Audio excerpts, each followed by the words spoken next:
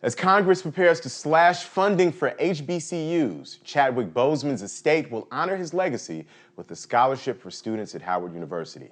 I'm Dometi Pongo, and this is MTV News Need to Know. Chadwick Boseman's alma mater, Howard University, teamed up with Netflix and his wife Simone Boseman to create a scholarship fund in the late actor's honor.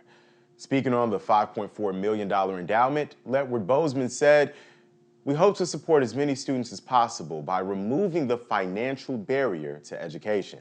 Fine arts students who are picked will demonstrate a drive for excellence, leadership, empathy, and exceptional skills in the arts, reminiscent of Boseman, and they'll have their full 4 years of tuition covered." Boseman previously credited Howard with shaping his life and career. In fact, he first fell in love with the Black Panther character that he would later embody, T'Challa, while working in the Howard bookstore.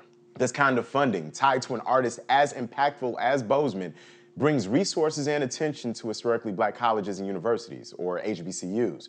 In a continued effort to keep Black people out of white institutions after the Civil War, colleges often denied acceptance to prospective Black students. So HBCUs were established to give Black people access to quality higher education. Even with far fewer resources, not only did HBCUs become innovation hubs for Black scholars, they became cultural linchpins. These institutions spurred movements. Morehouse College is where Dr. King began his life's work fighting for civil rights, and a formerly enslaved woman by the name of Ida B. Wells took classes at Rust College and Fisk University before becoming one of the country's first investigative journalists. More than 150 years later, they inspire shows like The Fresh Prince of Bel-Air and A Different World by leveraging the cool factor, from the clothes to the Greek culture of HBCUs, to encourage young people to go to college. And by highlighting Black student life on the yard, Beyoncé's Homecoming built upon the legacy of films like Spike Lee's School Days that made higher education look cool. And beyond the art, there are the alumni who made lasting impacts in their fields, like Oprah, Toni Morrison, and Boseman himself.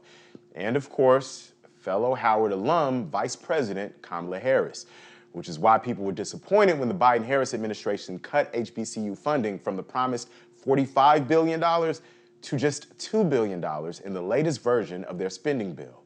The bill was changed because of Democratic bickering over the size of the funding package and where the funding would go. While $2 billion does sound like a hefty investment, you've got to remember that HBCUs already receive 70% less federal, state, and private funding than non-HBCU schools. And as Senior Vice President of the United Negro College Fund, Rodriguez Murray told BNC News, "The thing you have to look at is the fact that these colleges are the best in the country at educating first-generation college students, and they're the best in the country at educating those that come from underserved backgrounds, economically disadvantaged backgrounds. And so that is the reason, the investment." Yet, HBCUs often struggle to upgrade campuses, hire new teachers, and do necessary outreach to attract new students.